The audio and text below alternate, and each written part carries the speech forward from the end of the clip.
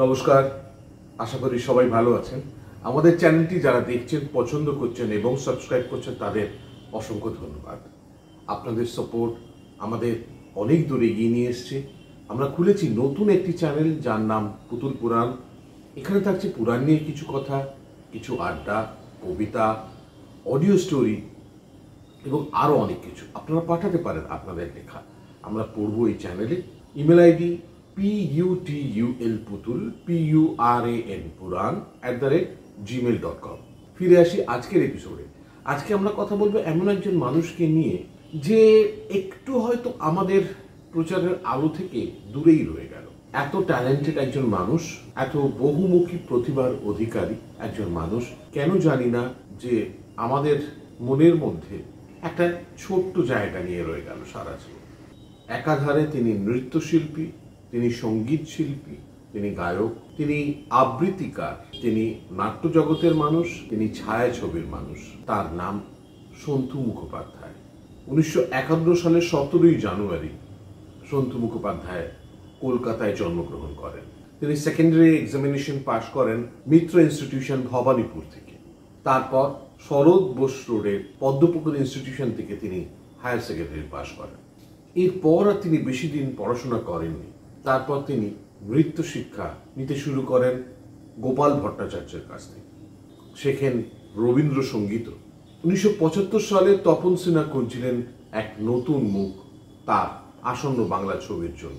তার সঙ্গে দেখা করেন সন্তু মুখোপাধ্যায় এবং তিনি কাজটি পেয়ে যান। ছবির নাম রাজা। এভাবেই তিনি ফিল্মে পদার্পণ করলেন।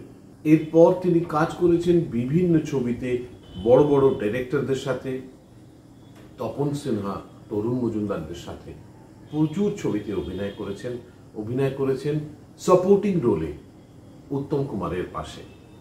তাকে কখনোই কম বলে মনে হয়নি। এছাড়া নাটক করেছেন সারা জীবন, গান গেয়েছেন অরুন্ধতী হেমচৌধুরীর সঙ্গে একটি ছবিতে যার নাম পর্বত পেরিয়ে। গানটি ছিল আমার হৃদয় তোমার আপন হাতের তোলে। এই আকাশে আমার মুক্তি আলোয় আলো অ্যালবামটিতে কাজ করেছেন তার মেয়ে স্বস্তিকা মুখার্জির সাথে। এছাড়া আপনারা সবাই জানেন উনি সেদিন পর্যন্ত আমাদের টেলিভিশনে সিরিয়ালে অভিনয় করেছেন নানা চরিত্রে। সন্তু মুখোপাধ্যায় প্রথম দিকে এসে কিছু রেবেল চরিত্রের কাজ করেছেন যেগুলো বেশ অসাধারণ দেখতে লেগেছে।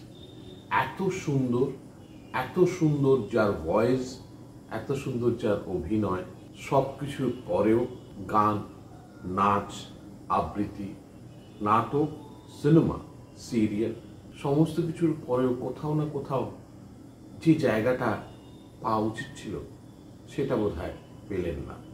এটা বড়ই আক্ষেপের বিষয়। তার উল্লেখযোগ্য ছবি রাজা, হারমোনিয়াম, শেষ রক্ষা, চাঁদের কাছাকাছি, প্রতিশ্রুতি, প্রতিমা প্রভৃতি। 2020 সালে 11ই মার্চ হৃদরোগে আক্রান্ত হয়ে নিজ গৃহে প্রাণ ত্যাগ করেন সন্তু মুখার্জি। তার বাংলা সিনেমার প্রতি এই অবদান আমরা সারা জীবন মনে রাখব। তাকে সশ্রদ্ধ প্রণাম। আবার আসবো আগামী সপ্তাহে। আমার কথা হবে কিছু মানুষ বা কোনো ছবি নিয়ে। ভালো থাকবেন। নমস্কার।